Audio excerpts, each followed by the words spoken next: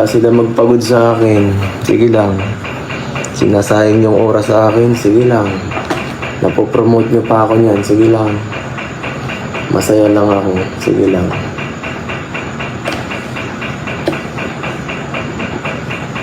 Kamot, ang taas ng views ko. Sa akin ang technique yun ng iba. Gagawa ka ng gulo. Pag tahimik, wala talagang manonood pag tahimik. Kaya yung mga basher, salamat po. Kung gusto nyo akong pabagsakin, baliktad ang ginagawa nyo. Andun eh. Ako wala. Ano ba? Dito yung haharapin yung kalaban nyo. Pambihira naman, Mas masarap pag nandito eh. Para makausap natin kung anong problema.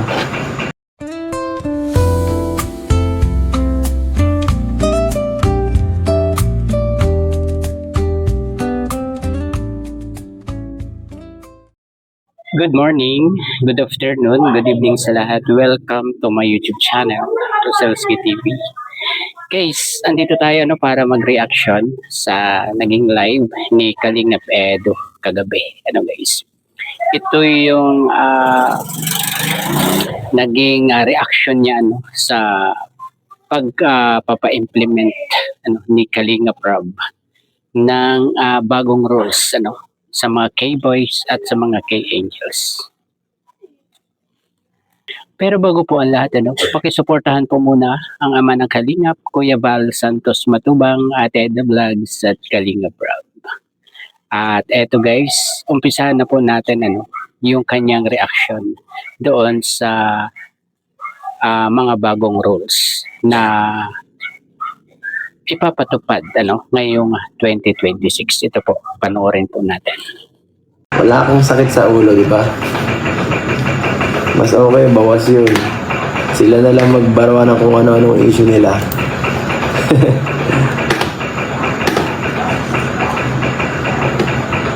Ganun lang.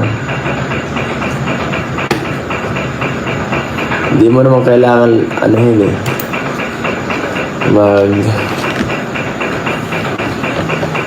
para kung may kung minamali ka ng iba, di mo kailangan para dipin kung wala ka namang ginagawa kasi waste of time. Ganun yun. Hindi mo kailangan labanan or ang sarili mo lagi.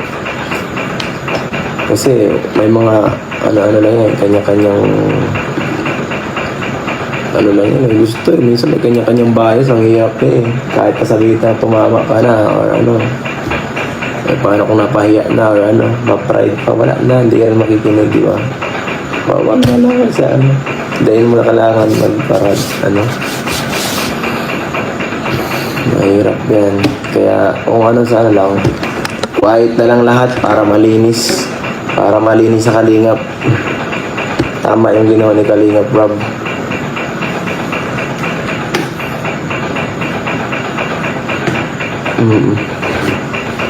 Kagaya nga, ang ko lang doon, nataymingan ko lang doon yung sabi niya doon kay Carla yata. Si Carla talaga silent lang yun eh. Very good daw si Carla.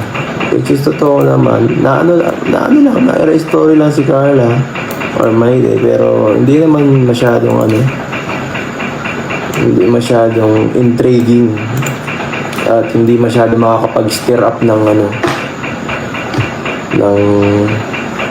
isipin or ng mga ibang tao, which is okay, tamang-tama lang yun sa gusto natin para hindi na, syempre kung gagawa siya ng noise si Carla, hindi lang naman siya ang makakagawa ng sa sarili niya at sa ibang tao, pati si Rob apektado dun kung gagawa siya ng ganyan.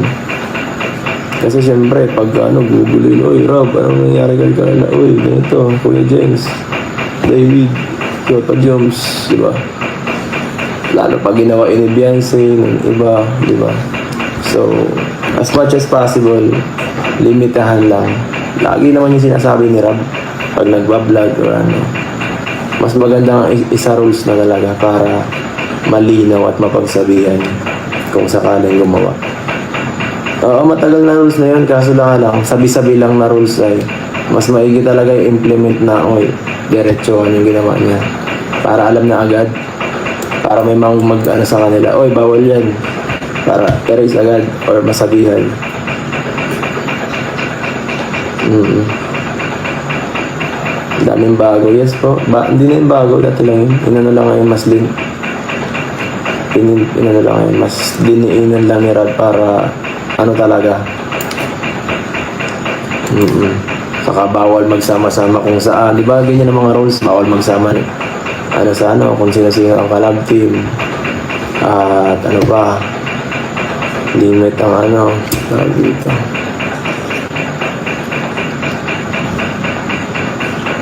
Proper implementation, yes. Yes po. Yung iba kasi hindi naman sumusunod sa rules. Yes, ano yun eh. Bugso ng damdamin. Maraming pangangailangan. Yun eh. Ganun talaga, mahirap labanan yun guys pag pangangailangan na. Pag mga desperate moves na.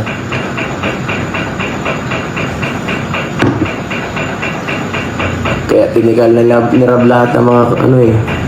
Pasaway na lahat eh. Nabihira. Kaya ngayon, kanya-kanyang tayod muna kami. Pero pag kailangan, one call away naman tayo guys.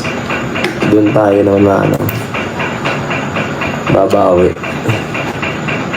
Pag kailangan, madali lang ako kausap. Basta mag-chat lang si Kalinga Prab. Kahit pa may gawa ako, ma-stop ako.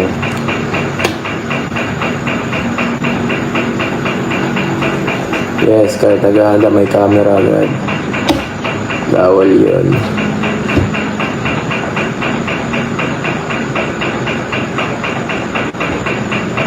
Yes.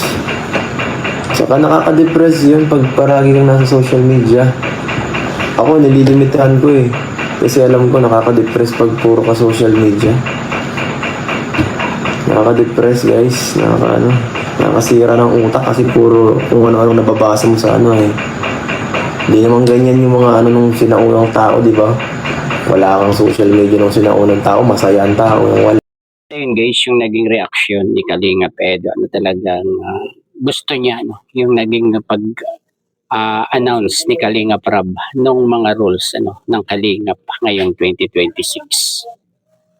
At sabi pa niya, hindi na raw bago yung mga rules na yun dahil dati pa.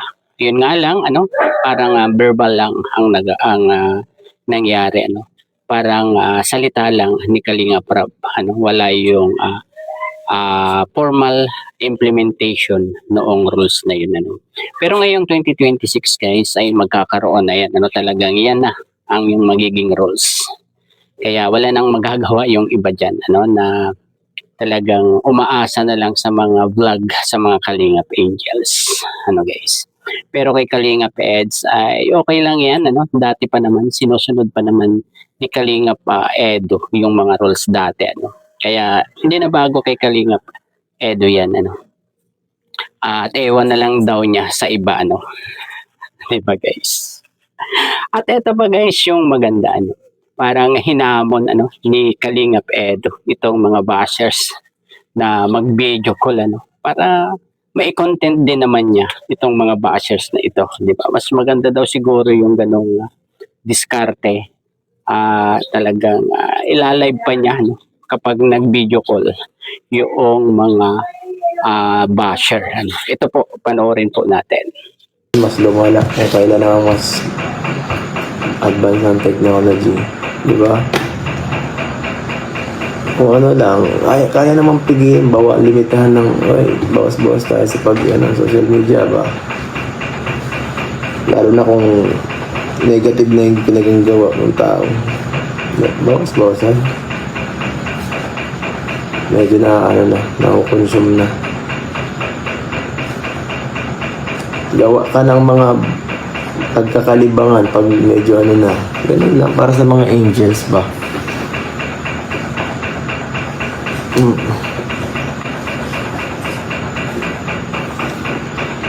Huwag ka na magbasa ng ads para sa bashers. Wala akong alam na basher.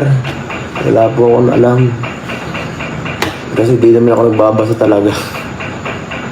Bahala sila.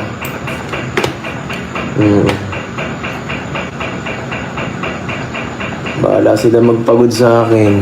Sige lang. Sinasayang yung oras sa akin. Sige lang. Napopromote nyo pa ako niyan. Sige lang. Masaya lang ako. Sige lang.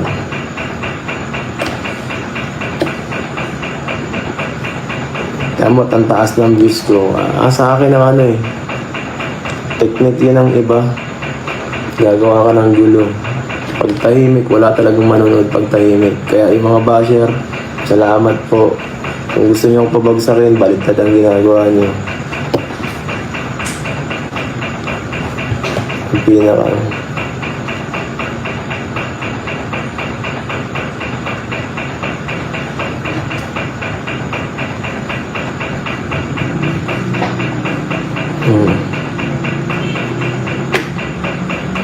Si JJ gawan ko na ng ID. Ako wala pa, kuya. Nasa sa akin. Sabi daw baga pag nalag kailangan yung ID.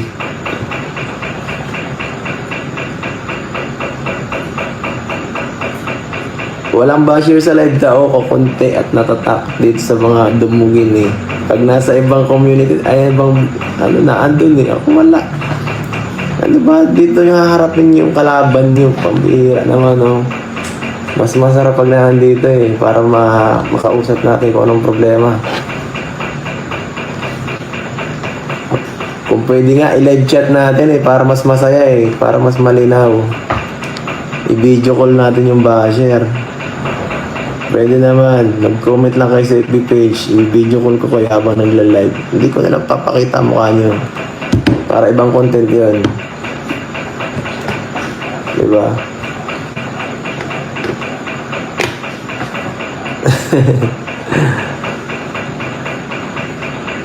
Para mas masaya. Sanay pa naman ako sa gulo. Sanay na ako sa gulo-kaguluhan.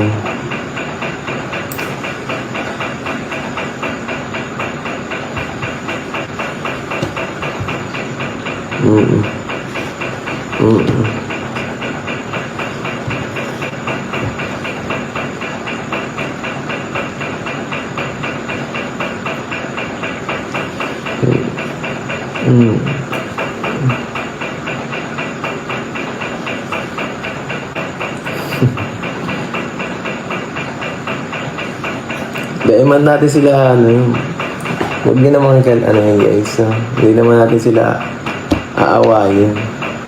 Aalamin lang natin ang punot dulo kung bakit gano'n.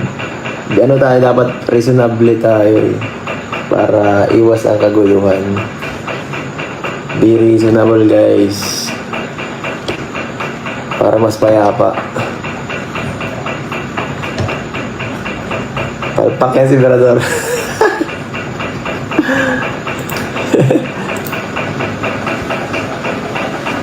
Oo, group chat tayo guys sa mga basyo dyan. Gagawa tayo ng GC. Sama niyo pa. At ayun guys, di ba? Grabe naman yung sinabi ni Kalingap Edo na yun. Talagang iba-vlog pa niya. Talagang i-content niya yung mga basher kung sakasakaling mag-video call. Di ba guys? Grabe. Grabe itong ating binata talaga guys. Talagang tumatapang na talaga. Talagang pinatapang siya ng mga taong gustong sumira sa kanya. At ang sabi pa niya dito, kung akala ng mga basher na doon sa ginagawa nila ay babagsak siya, ay nagkakamali. Lalo siyang sisikat sa mga ginagawa ng basher dahil hindi nagbabago ang kanyang views at tumataas pa habang may mga bashers na naninira sa kanya, 'di ba guys? Ayun, siguro hanggang dito na lamang guys ang ating konting pagre-reaction dito sa live ni Kalingap Edo. Grabe, matapang na talaga ang ating binata. Hanggang sa muli pong pagbablog. Bye bye, God bless po sa lahat. Peace.